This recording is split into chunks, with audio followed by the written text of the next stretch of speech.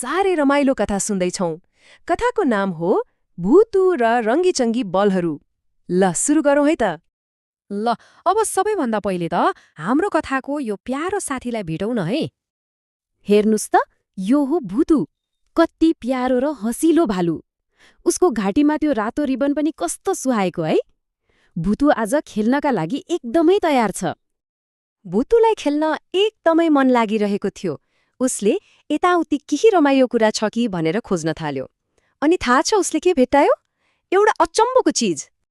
कोठाको एउटा कुनामा भुतुले एउटा ठूलो टोकरी देख्यो। खै, त्यो टोकरीभित्र के लुकाएर राखेको होला है?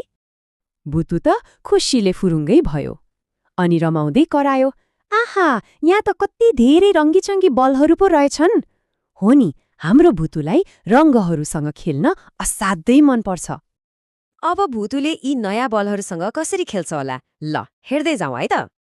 सबैभन्दा पहिले भुतुले हातमा लियो चम्किलो रातो बल। उसले त्यो बललाई फ्याट्ट माथि फाल्यो र फेरि च्याप्प समात्यो। उफ, बल त भुइँमा ठोकिएर कस्तो मजाले माथि उफ्रियो। अब पालो आयो नीलो बलको। भुतुले बललाई बिस्तारै धकेल्यो अनि बल गुड्न थालेपछि ऊ पनि त्यसको पछि पछि घिस्रिँदै गयो। गु डु डुङ डुङ। हेर्नुस् त, बल कसरी भुइँमा गुडिरहेको छ। ल भन्नुस् त, अब कुन रङको बलको पालो होला? सोच्नुस् है। हो, पहिलो बल। यो त आकाशको घाम जस्तै चम्किलो छ नि, होइन र? हेर्नुस् त, भूतुले बललाई माथि उछाल्दा कति खुसी भएको। अनि त्यसपछि पालो आयो हरियो बलको। अरे वाह, हेर्नुस् त भूतुले कस्तो चलाखीले बललाई आफ्नो नाकको टुप्पामै अड्याएको। कस्तो बाठो है। अनि अन्त्यमा आयो सुन्तला रङ्गको बल।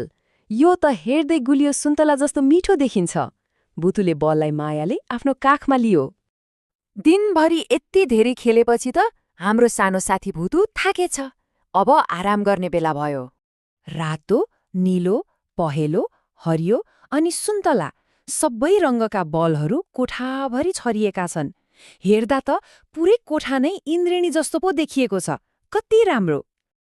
यति धेरै खेलेपछि भूतुलाई त निद्रा लाग्न थाल्यो। उसले आफ्ना प्यारा बलहरूलाई बिस्तारै जम्मा गर्यो र त्यसकै एउटा नरम सिरानी बनायो। अनि त्यही बलहरूको सिरानीमा टाउको राखेर ऊ मस्त निदायो। शुभरात्रि।